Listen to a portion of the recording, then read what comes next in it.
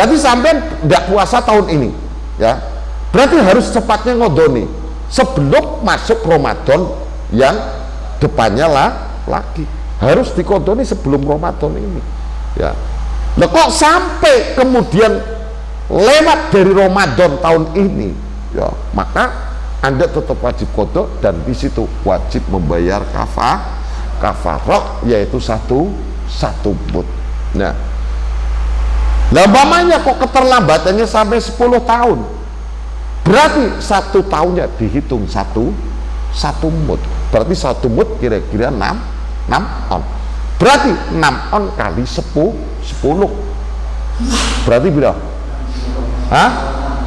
6 kilo. Nah, dikalikan hitungan jumlah hari Anda tidak berpuasa.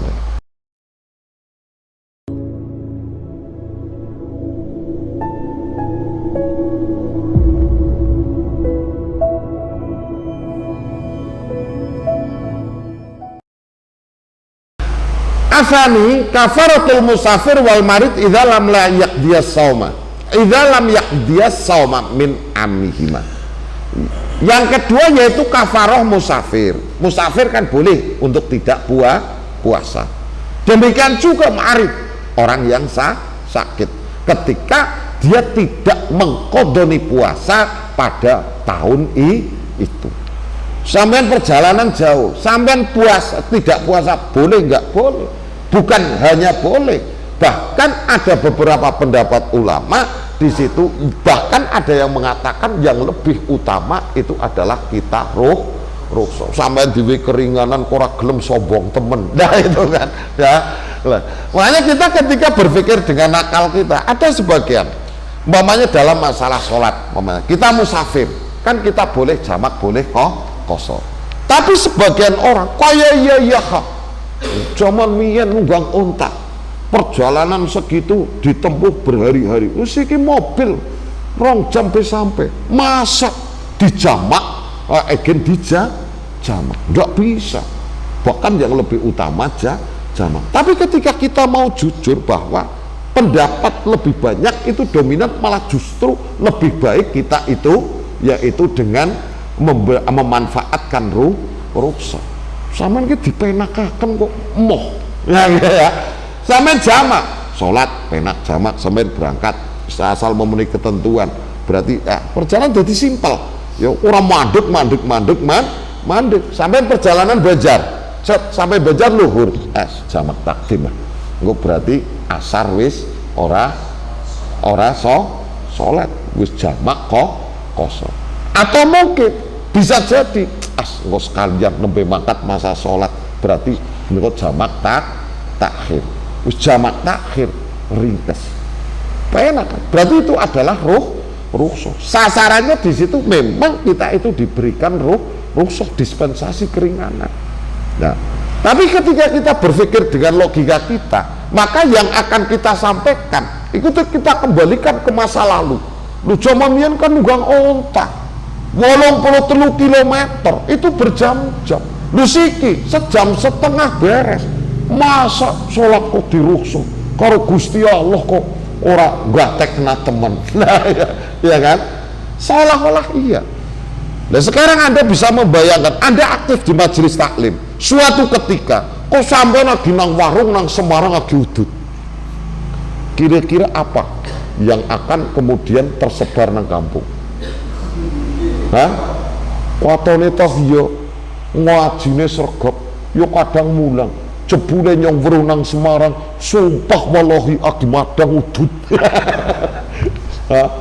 Jebule kelakuannya orang genah geno api kayak genang umah tok. Iya ora? Ya iki pancen repot dalam masalah itu.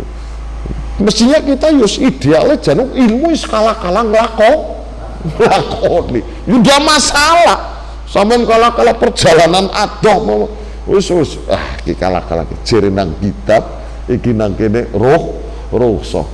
Kala-kala ora puasa. Ndak masalah kok. Kala-kala nglakon, terlepas bahwa kemudian dianggap orang awam, itu kita adalah seolah-olah kita adalah melakukan sebuah Ya enggak, jane kala-kala kudu nglakoni kala-kala ya. Lu kok ora puasa rukhsah. Asal memenuhi ketentuan.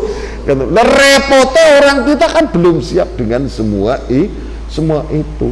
Jangan yo ngarep yo katone dadi pemuka agama yo cokan mulang tapi nyumbur nang Semarang lagi udut. Sumpah tambahi gelem bosong. Cangkem medok. Nah, padahal dalam banyak pendapat itu lebih dominan, malah justru yang lebih utama itu adalah kita rusak. Nah, yang dia pengen ngelakoni tapi malah kepikiran nyerutannya lebih apa. Ya kalah.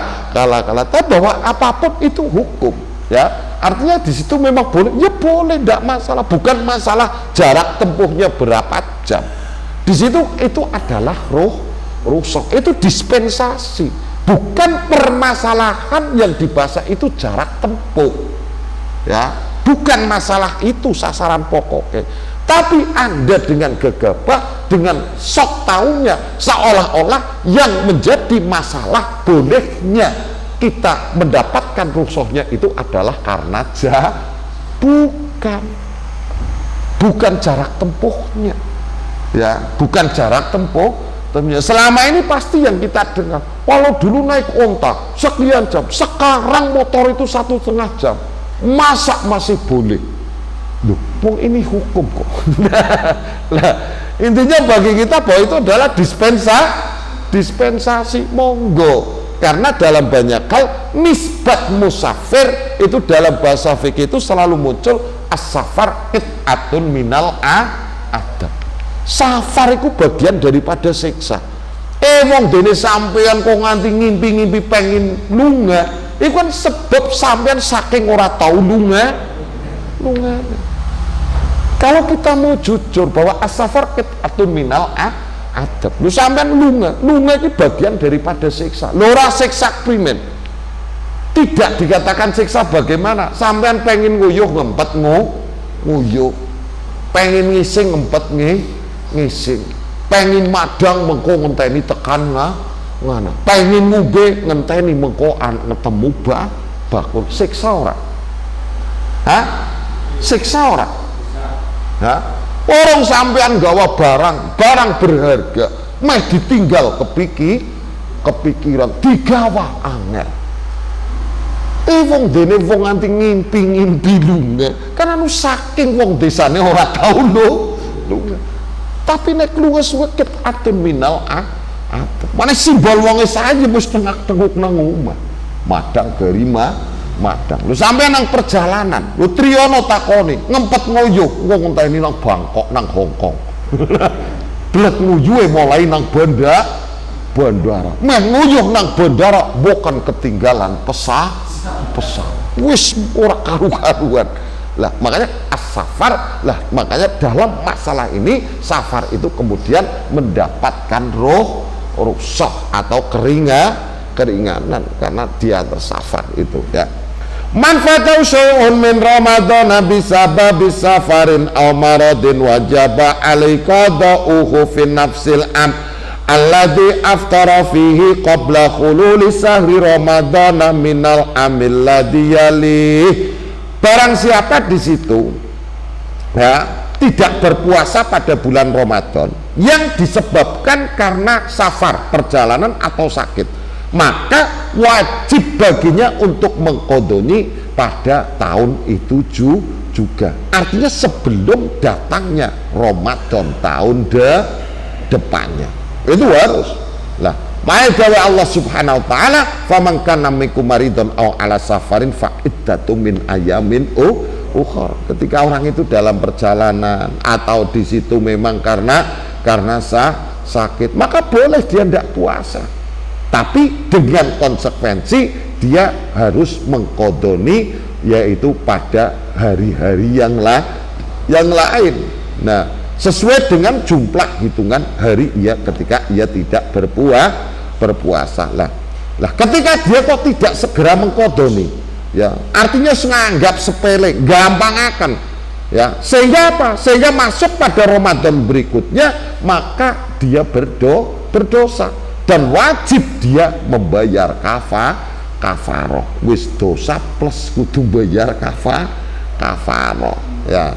Yaitu kafarohnya yaitu apa? Yaitu dia harus memberikan makan pada untuk setiap hari itu adalah satu mud yatasaddaqu bihi alal fuqara yang dibuat sedekah kepada fakir miskin. Nah, jadi satu mud mamane kan ajud ima angkul yaumin mudan. Setiap hari di situ harus memberikan satu mud ya.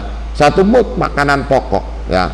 Lah, ini satu mud ini ketika kok sampai bertahun-tahun, ya berarti setiap 1 tahun di situ 1 mud. Sampai berarti zaman dulu umpamanya 10 tahun. Lah berarti tidak puasa per 1 harinya.